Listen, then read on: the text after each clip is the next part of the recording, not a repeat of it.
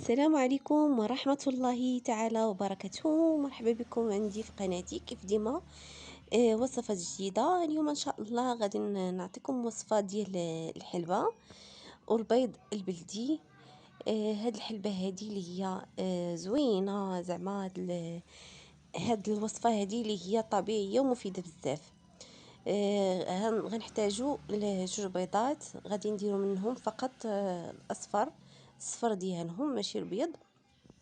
وكنجيبو الحلبة ضروري خصها تكون بلديه البنات. هانتوما كما كتشوفوا معايا كنشدوها كنقيوها مزيان وكنطحنوها. من بعد كنضيفوا عليها هاد الصفر ديال البيض. انا خديت يعني 3 دراهم ديال الحلبة اللي خديت فقط البلديه البنات ماشي الروميه. وشديت هاد البيض هذا كما شفتوا، خلطته مع هاد الحلبة هادي يعني غير باش نبسس هاد الحلبة هادي ماشي تجرى ليا بزاف، يعني خصها غير تبسس تبقاي بحال هكا معاه حتى تدخلي هذاك البيض للحلبة. تفرتيها مزيان بحال هكا تخدميها. ومن بعد البنات راه غادي تشرب هذاك البيض. تبعوا معايا الطريقه اللي هي سهله البنات وراه زوينه حتى لفقر الدم البنات. هاد الوصفه هادي زوينه بزاف مفيده حتى لفقر الدم. الناس اللي عندهم كيعانيو من فقر الدم او لا بوصفير راه زوينه ليهم هاد الوصفه هادي، راه فعانه.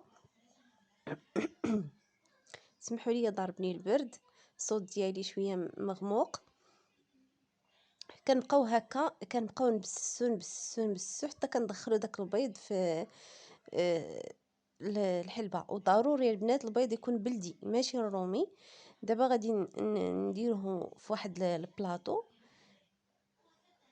اولا صينيه. المهم ندير هاد الحلبة هادي نفرشها كامله في هاد البلاطو هادي، نسرحها باش نخليها. مثلا انا درتها في العشيه، غادي نخليها تبات، نغطيها بشي زويف رقيق ونخليها تبات. وفي الصباح ان شاء الله غادي نطحنها، غادي نعاود نطحنها لانها غادي تنشف. هذاك البيض غادي ينشف على هاد الحلبة هادي وغادي يبقى مكور لينا بحال هكا. من الاحسن انكم تعاودوا تطحنوه البنات. صافي بحال هكا حتى الغدا ان شاء الله. وغادي نطحنها كيف ما قلت لكم، وغادي نديرها في قرعه ديال الزاج. واللي عندهم البنات الثلاجه لتحت ما كتبرج مزيان، تخاف لا تغمل ليها هاد البيض هذا، ديرها في الكونجيلاتور في شي سوبيرا ولا المهم شي حاجه اللي تسد مزيان. صافي.